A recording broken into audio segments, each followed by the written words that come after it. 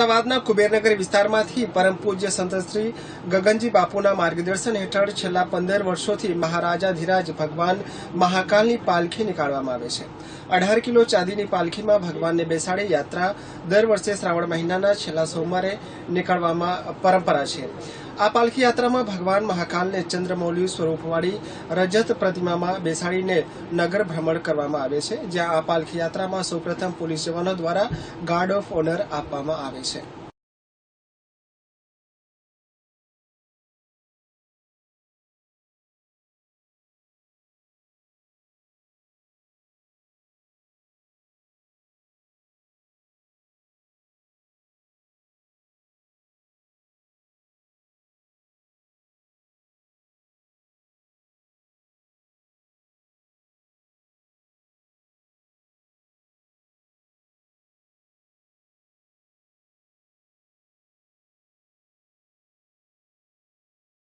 શ્રાવણના છેલ્લા સોમવારે અમદાવાદના કુબેરનગર વિસ્તારમાંથી નીકળશે ભગવાન મહાકાળની પાલખી યાત્રા। આ પાલખીની મુખ્ય વિશેષતા એ છે કે આની બધી જ તૈયારીઓ ઉજ્જૈનથી કરવામાં આવી છે, જેવી કે પોલીસ બેન્ડ, ભજન મંડળીઓ, ફૂલો અને લાઇટનું ડેકોરેશન, પાલખી ઉપાડવાવાળા કહાર ઉપરાંત એક હાથી પણ ઉજ્જૈનથી બોલાવવામાં આવ્યો છે।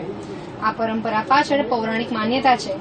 મહા એકાદશીથી દેવ ઉઠની એકાદશી સુધી ભગવાન વિષ્ણુ દૈત્યરાજ બલીને ત્યાં પાતાળ લોકમાં નિવાસ કરે છે, ત્યારે સંપૂર્ણ સૃષ્ટિનો ભાર ભગવાન મહાકાળ પર હોય છે। એટલા માટે ભગવાન મહાકાળની પાલખીની યાત્રાના માધ્યમથી પોતાના સંપૂર્ણ શાહી રાજશ્રી વૈભવ સાથે નગર ભ્રમણ માટે નીકળે છે અને પોતાના ભક્તોને દર્શન આપે છે, જેઓ મંદિર પર જઈને ભગવાનના દર્શન કરવા માટે અસમર્થ હોય છે। આજે પૌરાણિક માન્યતાને વર્તમાનમાં રાખવા માટે ધર્મ અને સંસ્કૃતિની રચના કરવા માટે લોકોને એકજૂથ કરવાનો પ્રયાસ એ જ આ પાલખી યાત્રાનો મુખ્ય ધ્યેય છે। ગુરુજીની દિશા નિર્દેશથી પરંપરા અનુસાર આ વખતે પણ 28મી ઓગસ્ટ રવિવાર સવાર 11 વાગે નગરના માણસોને પાલખી યાત્રામાં આમંત્રિત કરવા માટે એક રેલી કાઢવામાં આવશે અને 29મી ઓગસ્ટ સોમવારની સવારે 10 વાગે થી બપોરે 3 વાગ્યા સુધી મહારુદ્રાભિષેક તથા સાંજે 4 વાગે પાલખીની પૂજા કરવામાં આવશે અને સાંજે 5 વાગે અમદાવાદના જગન્નાથ મંદિરના મહંત શ્રી દિલીપદાસજી, બજરંગ આશ્રમના શ્રી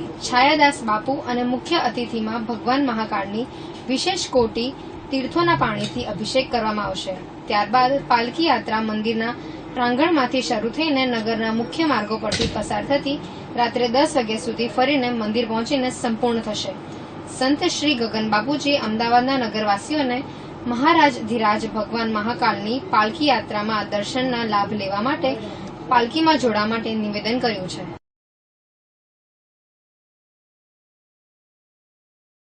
15 साल पहले और ये धीरे धीरे धीरे धीरे बढ़कर विशाल हो गया। हमारी इच्छा थी कि जूनागढ़ में एक शिवलिंग की स्थापना करें, तो वहां ना होते हुए वो इस कुबेरनगर क्षेत्र में एक परिवार में मुझे लेने आए थे, तो मैं वहां रुका, वो स्थापना वहां कर दी गई। बस वो बाबा महाकाल की उस दिन से पालकी का शुरुआत हुई। भगवान जी कहीं ना कहीं रुचि है, कुछ कहानी है जो जूनागढ़ से आप अहमदाबाद शिफ्ट हुए, उसके पीछे में कुछ कहानी है, सब क्या कहानी है? यहाँ पर एक उज्जैन निवासी रमेश भाई कृष्णानी करते हैं, उनकी शादी